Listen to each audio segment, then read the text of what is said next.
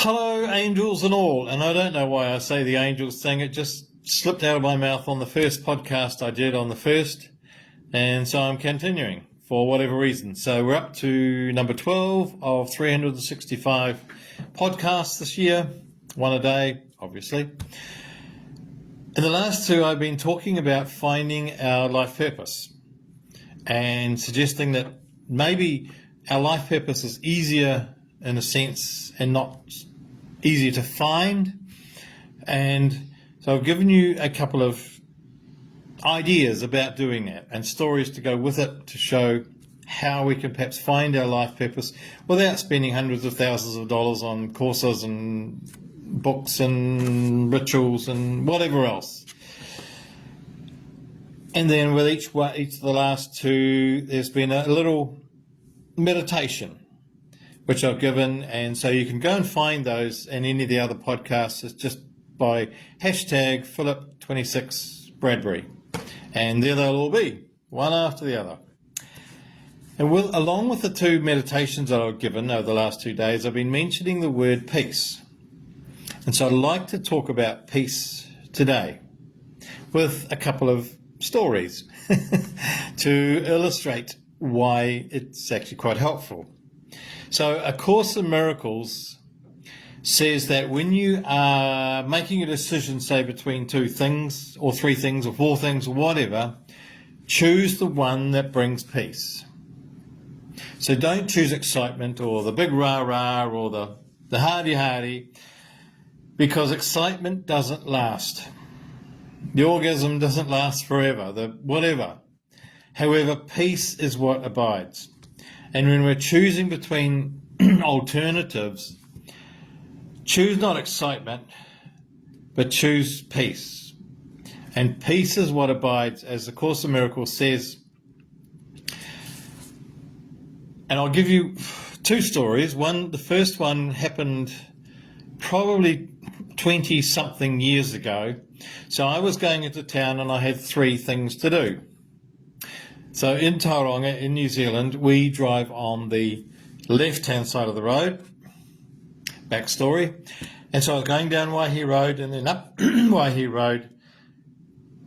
And my plan was to go first to the post office because that's on the left-hand side. I go to the post office and then I go across the road to the shoe shop where I was going to go next. And then I would come back down that side of the road to see Anne, and because she wanted some more of my books to sell in her shop.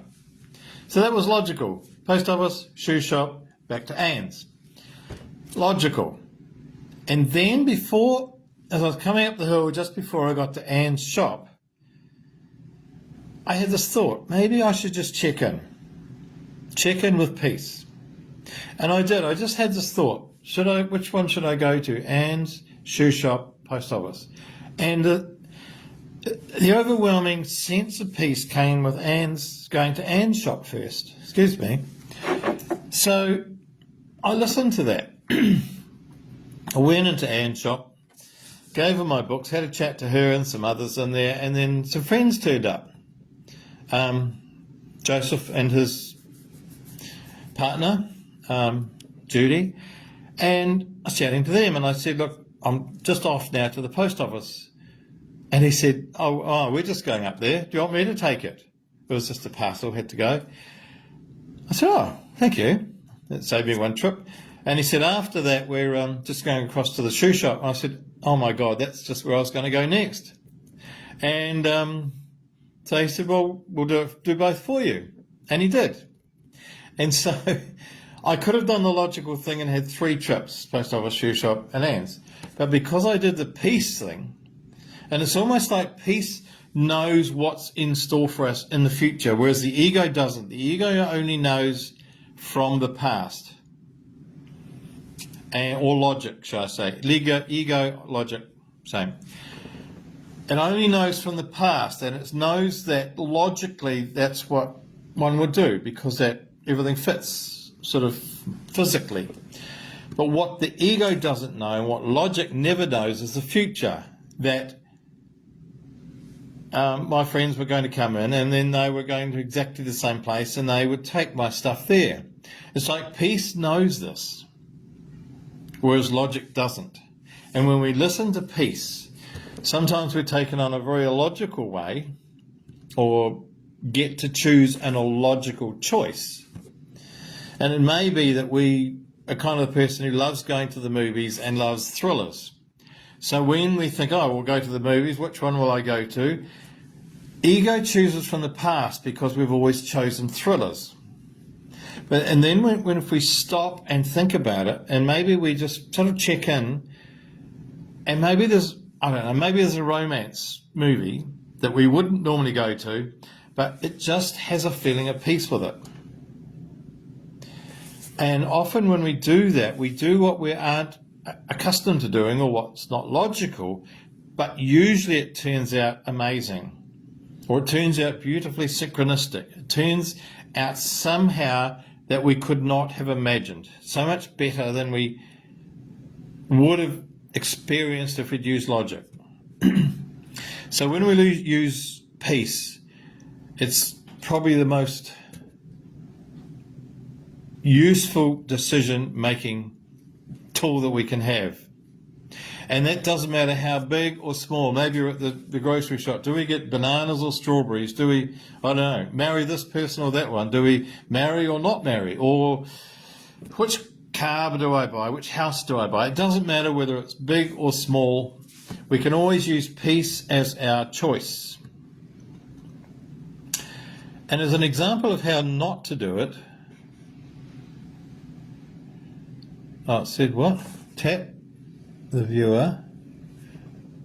It said tap the viewer to let the person in, but I don't know what that is. It says someone wants to come in.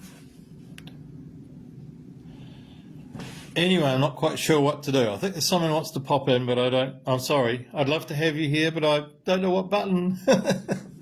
And the second way of not doing it was last Saturday. So I'd just been away, on my way home, and I was feeling good, driving along the motorway, and so I had this little thought, because see, A Course in Miracles says that there's always two voices. There's the voice for ego, which we might call the voice of the logic. And the voice for ego always speaks first, and the voice for ego always speaks the loudest. And then the second voice, which is the voice of spirit or the voice of peace, is always quieter and it always speaks second. So when we're making a choice, sometimes we go, oh yes, that's the impulse thing. It's helpful sometimes just to still ourselves for a second, a split second, and let's say, what would peace suggest? And that will usually have a different answer, and it might be an illogical answer. And so here I was, toddling along the motorway, and there was this little voice kept saying, you need to stop and have a little rest. Maybe have a snooze on the side of the road. But my logic was going, no, it's only 3 hours to go. It's not far, and I really want to get home, and I'll be fine. And so I was going along, and there was this little conversation, or two conversations going on. Logic going, you'll be fine. It's only 3 hours. It's not far. And the little voice going, I think you probably need to stop and have a rest. Stop and have a rest. And did I? No, I didn't listen to that. I kept going. And I was driving along, and suddenly this huge noise crashing, and it woke me up. I didn't know I'd nodded off to sleep. I'd hit the side of the road, and there's all these posts, and I'd go bang, bang, bang, bang, bang, bang, bang, crash. So they're ripping into the side of my car, and the front wheel was twisted, and so I now have to go and look for another car because that one was written off. That's what's happened sometimes when you don't listen to the voice of peace. If I'd listened and stopped and had a snooze, then I wouldn't be looking for another car. And all the drama that we've got to go through with insurance and and finding a car and driving here to look at this one and driving there to look at that one. It's just, I didn't need to do this, but I've done it because I didn't listen. So nobody was hurt. It was just metal, and metal can be replaced, but it's unnecessary because I was given the answer. So I exhort you, I suggest that you use peace in your decision making. The other thing you can do if peace doesn't quite gel with you in a sense, the other thing you can do, which is very simple, is if you've got two alternatives, you can imagine them in your hands. Maybe marry this person, marry that person. Or maybe it's buy this car, buy that car. Maybe it's go on holiday there or go on holiday there. Imagine each scenario in your hand, and immediately you do that when you close your eyes, one hand will go up and one hand will go down. Maybe minutely. One will feel lighter and one choice will feel heavier. That will happen automatically. And we just need to still ourselves for a moment. And as one hand goes up, that's the choice. In a sense, that's the choice of peace. So, hi Karen, nice to see you there. Somehow I let you in without knowing what I was doing. And welcome. So, we're about the end, and what I wish you is peace and the presence of mind to remember to choose peace.